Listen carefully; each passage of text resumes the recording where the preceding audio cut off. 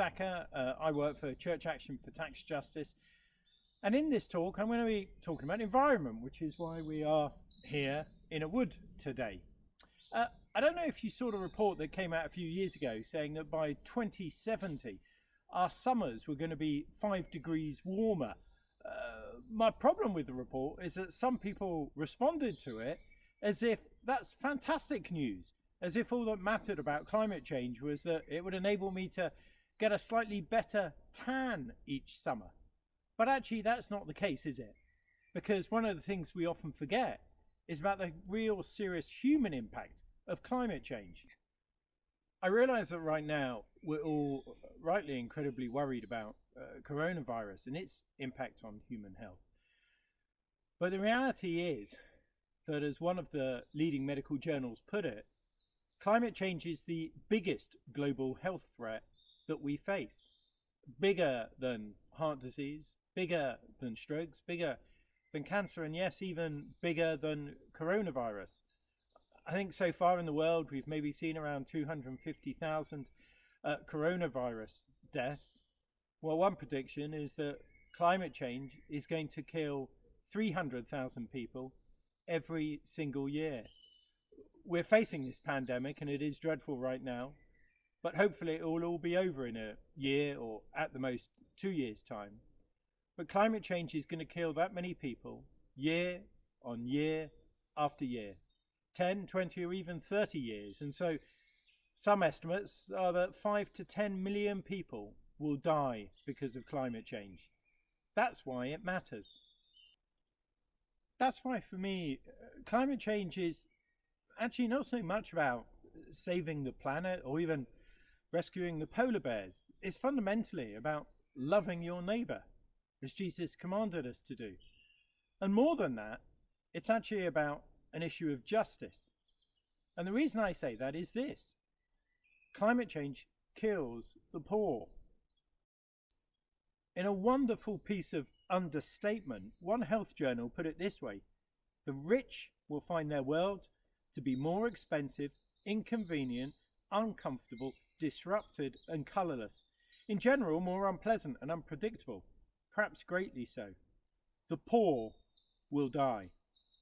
The reason for this is that though it's us in the richer parts of the world that have created the problem, it's we that have burnt the coal and put the fuel in our cars and take the transatlantic flights, it's our brothers and sisters in the global south who are suffering the consequences. The impact of climate change on human health is much greater in the poorer parts of the world than it is in the richer parts of the world, even though it is us in the richer parts of the world that have caused the problem. Last year, I visited Sierra Leone, and just outside Freetown, there's a village, or just on the edge of Freetown really, there's a village which a couple of years ago was devastated by a mudslide. There was a really significant rainfall. The rain released or loosened up all the soil. Half of this mountain slid down the side and absolutely buried this village. Over 400 people died instantly. And when you looked at this scene, you could just see it looked like half the mountain, half the hill had disappeared and was buried on top of this village. But climate change doesn't just cause heavy rainfall and therefore mudslides. It also kills people in a range of other mechanisms too. Other people die from flooding, and this heavy rain causes rivers to burst their banks.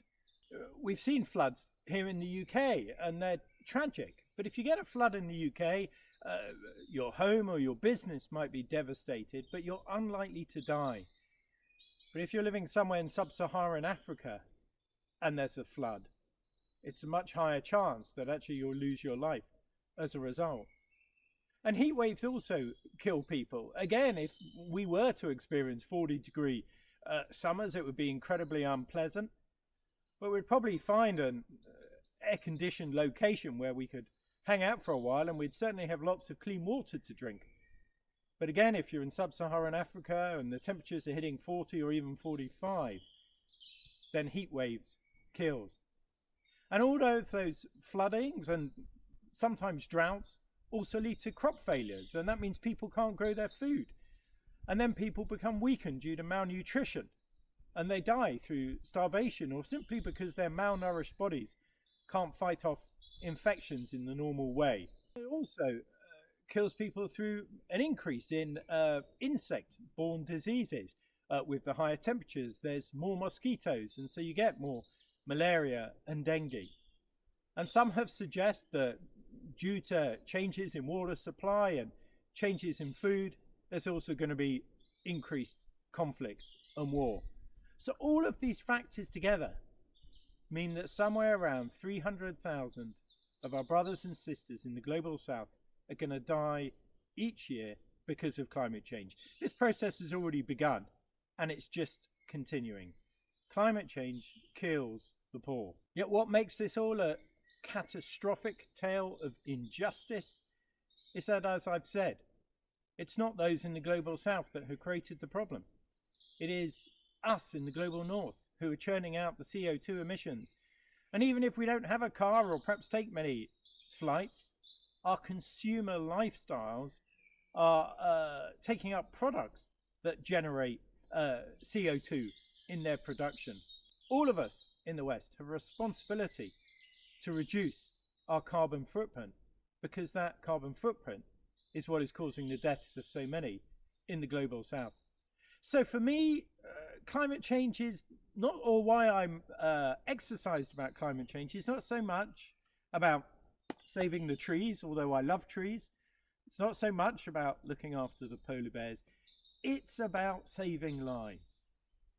Saving the lives of people who live in poorer parts of the world and who are not responsible for this catastrophe that is affecting them. So what we need is another paradigm, another world. And the fact is that's possible. Coronavirus is and has been tragic and will be for a while yet. But it's also shown us, hasn't it, that another world is possible. We're driving much less. We're flying much less. We're actually buying less stuff. It has had a positive impact in terms of greenhouse gas emissions. We've all learned to communicate via Zoom and remotely. And is it possible that one good outcome from this virus will be that we learn to live in a different kind of way, a way that doesn't pollute the planet quite so much? Right now, our focus is the coronavirus. But as soon as this pandemic is over, we need to redouble our efforts to tackle climate change. If we're going to take Jesus seriously when he said, love your neighbor as yourself, this is what we've got to do. So what does that mean for each of us? Well, it's a range of things we can do. I think ultimately the solution to climate change is political, by which I mean our national governments have to change a range of policies. But in order to bring that policy change about, we as individuals need to do our part.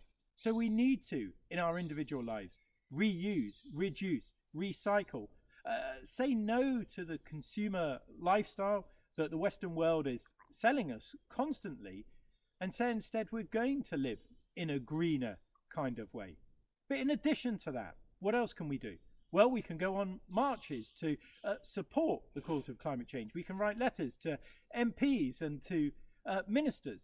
We can support charities that work on climate change. We could talk to our church about the Eco Church Awards and ensure that our church starts moving down that route, trying to get one of those Eco Awards.